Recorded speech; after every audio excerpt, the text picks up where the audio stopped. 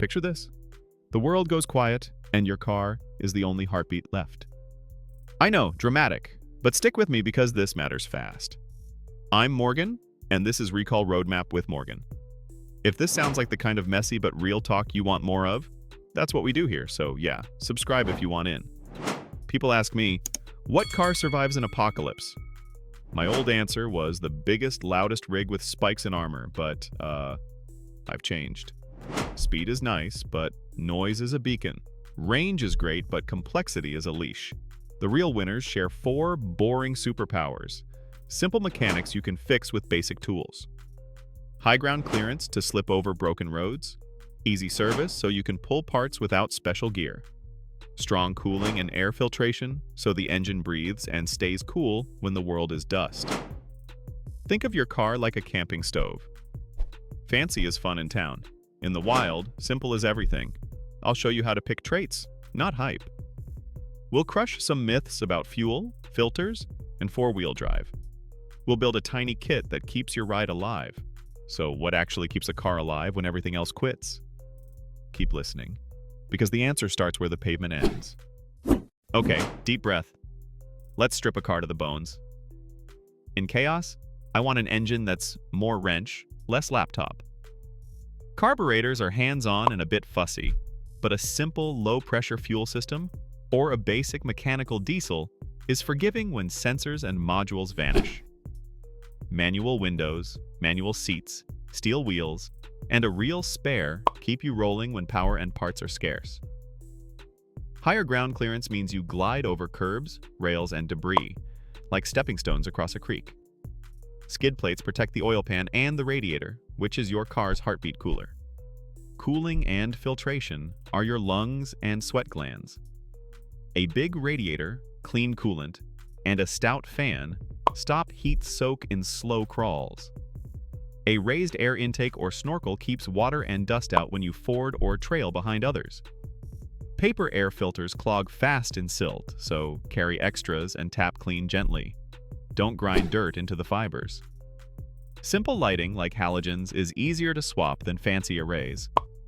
And, easy service matters more than brand. Can you reach the belts, the pump, the plugs, the filter without removing half the car? Could you change a belt in the dark with a headlamp? If that image makes sense, stick with me because fuel is the next trap people forget to plan for. Here's the quiet truth. Fuel goes bad. Gasoline without stabilizer can turn in about 3 to 6 months, and with stabilizer you can stretch close to 12.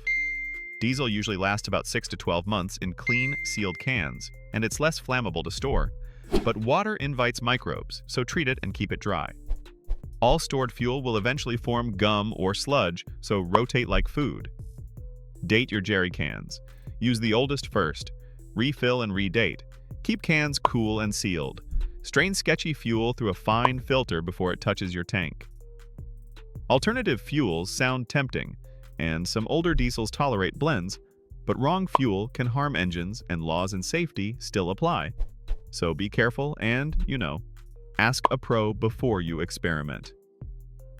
Now the tiny toolkit that saves big. A plug kit and pump for tires. Spare belts and upper and lower radiator hoses with clamps. 2 extra air filters and 1 fuel filter. Fuses, bulbs, and a simple test light. Zip ties, duct tape, wire, and hose repair tape. Basic wrenches, screwdrivers, pliers, a breaker bar, and gloves. A paper service guide for your engine, and water because engines and people both overheat. Want a simple win today? Build the emergency car kit from our checklist and tuck it behind your seat. Ready to pick a route that keeps you invisible? Here's where it gets personal. I've had the big truck with gadgets, and I've had the old beater with dents, and the one that kept moving when roads broke was the simple one. But I still wrestle with the trade. Fast is safety sometimes, and slow is stealth sometimes. That's why I plan layers. Car for the first miles, folding bike on the rack. Packable raft if water cuts the road. And shoes that can carry me if the engine quits. I avoid choke points like railroad crossings, tight bridges, and narrow passes because those become traps in bad times. I stay off obvious highways at rush moments, and I fuel at odd hours when it's calm. I keep noise low, lights low, and I leave room to turn around. And yeah, motorcycles, boats, even animals can work, but they bring limits like cargo, weather, feed, and attention. So be honest about your skills and your map. If this helped, hit subscribe. Because every week we do clear, safety-first steps without the fluff. Thank you for watching, and check our other episodes to build your kit and practice smart roads. So, if tomorrow went dark, would you choose loud speed or quiet distance? And what would that say about how you plan to live?